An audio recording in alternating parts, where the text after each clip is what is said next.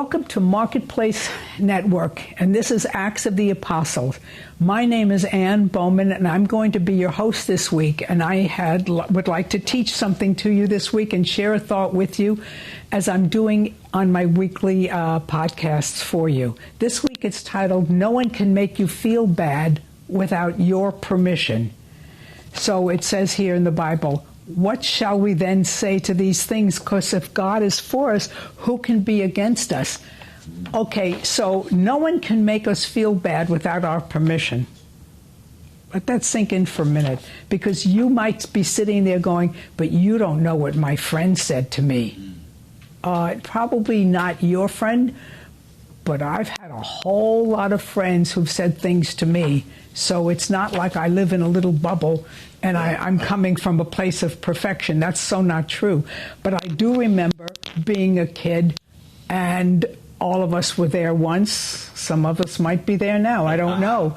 But face it, as we're growing and developing and trying new things out and stepping out of our little comfort zone and trying to be somebody we think we want to be, and whatever the story is, the next thing you know is somebody's going, you're so ugly, or you shouldn't do that, or how come you're so tall, or you're so skinny, whatever the story is, and you walk away going with your head hanging low as if what they were saying was gospel.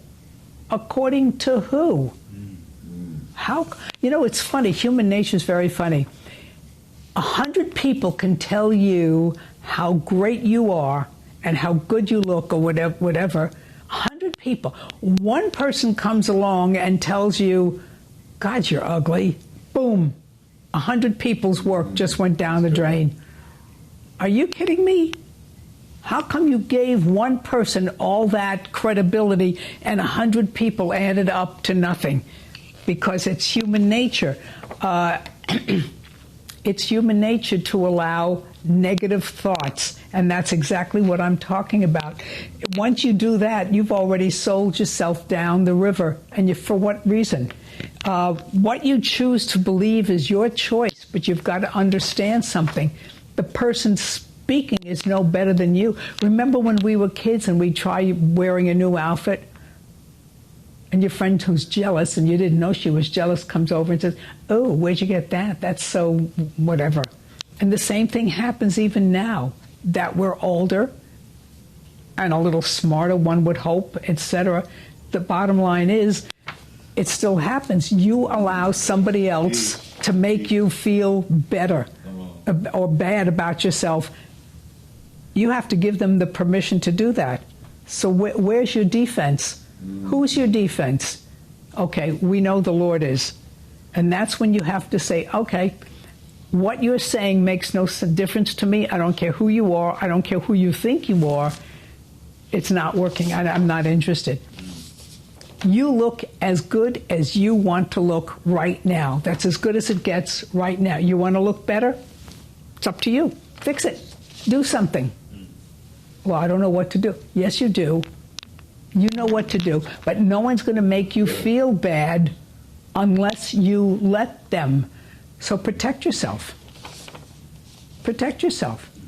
And if you feel maybe they have a point, fix it. You need a new sweater, you need a new pair of pants, you need a new hairdo, hello. And do the best you can to make yourself look. And if you need help, ask a friend whose judgment you trust. Somebody who's positive, somebody who's willing to say, okay, we can do this, let's work this together. Ask, but don't allow any negative person to make you feel bad. Why? Because that's all they have to give away.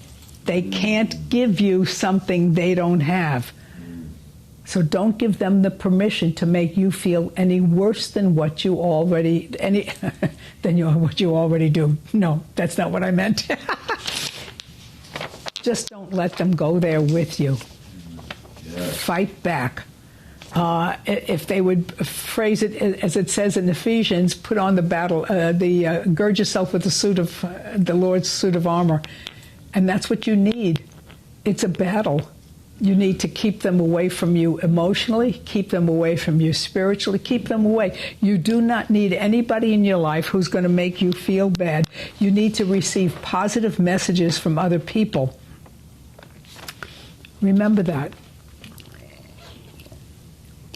How you think about yourself shows, and that's exactly what they're sharing with you. Other people are going to give you what they have to share. Don't give them the permission to affect you or infect you, if you will. Stay away from them. Okay? So that's where that particular one is affecting us all the time, because people walk around feeling bad. You can see it on the street, but you do not have to give them the permission to have that effect on you. Stay away from them. It's a shame now what people will do in the hopes of making themselves feel better. And I'm not saying this as a particular put down, but when you try and dye your hair another color, or pierce your face in 16 different places, or do something funky with your clothes, the point is, why? Who are you trying to impress? Who are you trying to be? What was wrong with the way you looked in the first place? And that's just the point. You're giving somebody else, whoever that person is, that phantom perfect person out there, you're giving that person permission to affect you or destroy you, depending on how far you let this take you. The question is, why? What's wrong with the way you are now? So you need to get into your own head and stay away from those people, and don't give them the permission to have a negative effect on you. You are the one who can fight back, and you're the one who has to do that, okay? Because the person who's talking to you, who you are allowing to make you feel bad, he can't give you anything good. So you're allowing a negative person to infect you. To what end?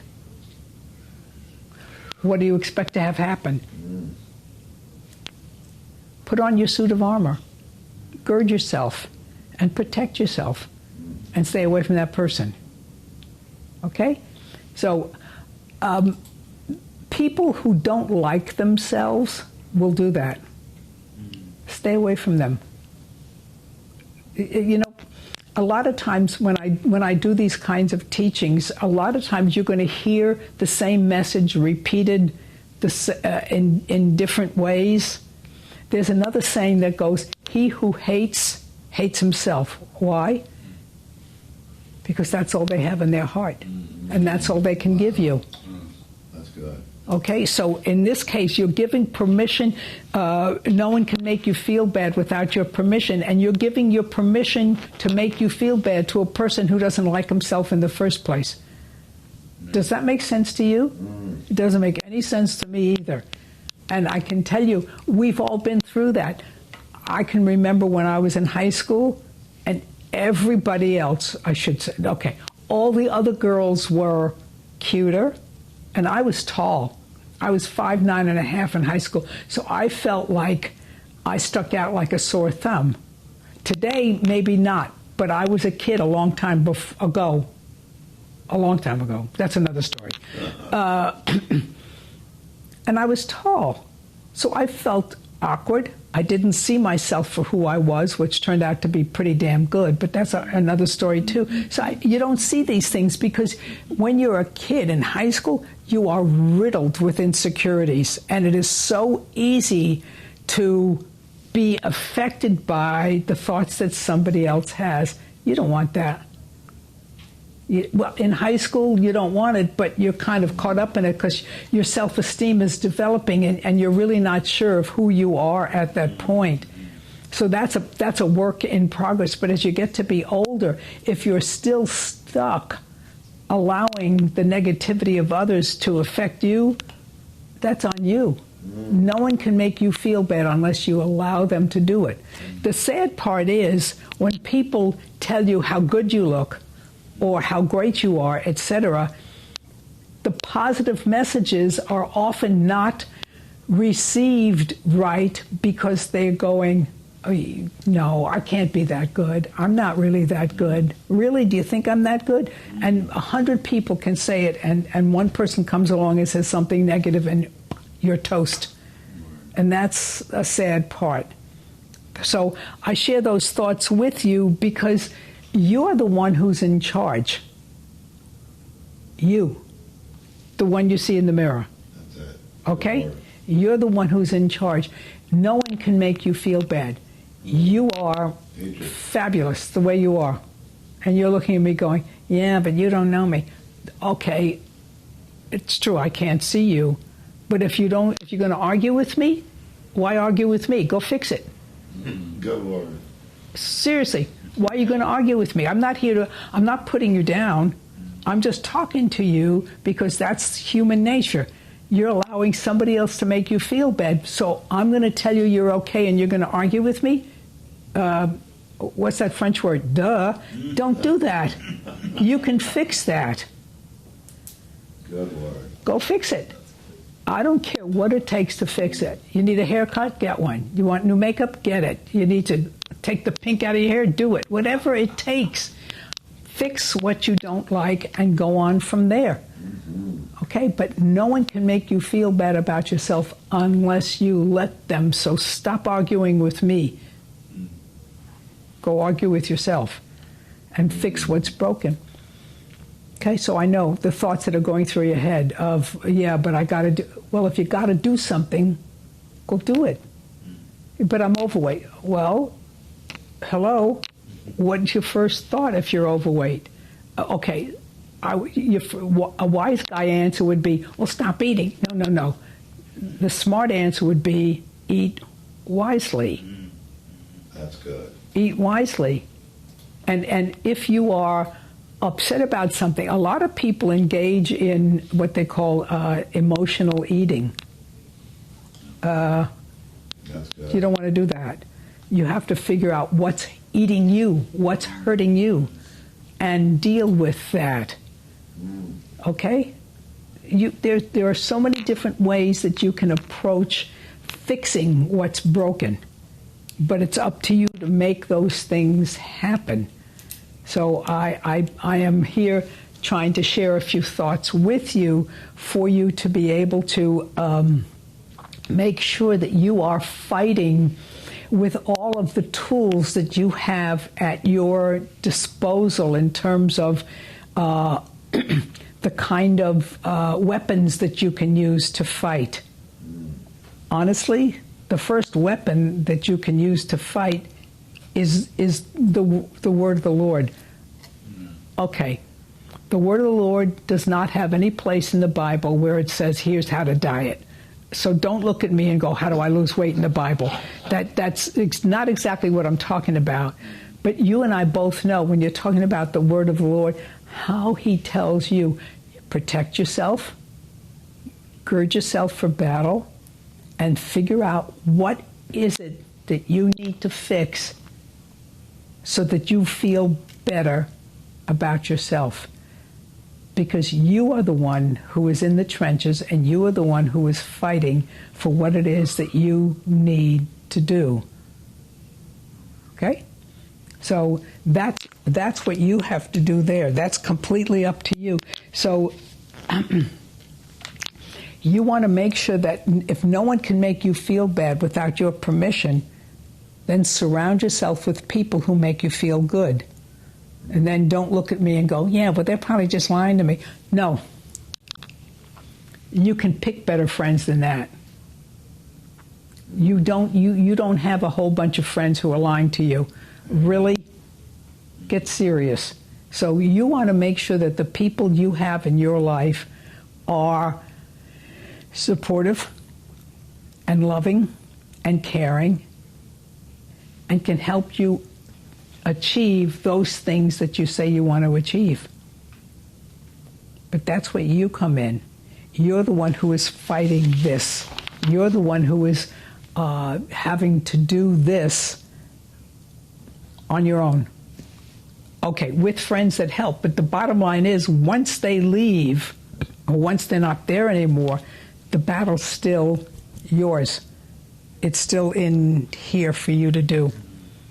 Okay? So that's what's important for you to be able to do. But it's all up to you. No one's going to make you feel bad unless you allow them. So get rid of them. Get rid of those people. But it's an interesting thing. You're in charge. Remember that. You are in charge. So if we lift a prayer for you now and say, Father, we pray for those people who are listening to this program to be able to figure out what it is that they need to do so they no longer feel this way about themselves, and to fix what it is that's broken in their life so they can go forward and make things happen. And we lift that up for you to say amen. And I thank you so much for listening to this program. I would like you to go to see the things at the bottom of the screen where you can take a look at my website. I would love for you to support my ministry. If you would like to make a donation, down at the bottom there is a Zelle number by the email. And it would be wonderful to hear from you and for you to support me. And I appreciate so much that you are listening to me. And I hope this message resonated with you and made sense for you. And I thank you so much. And God bless.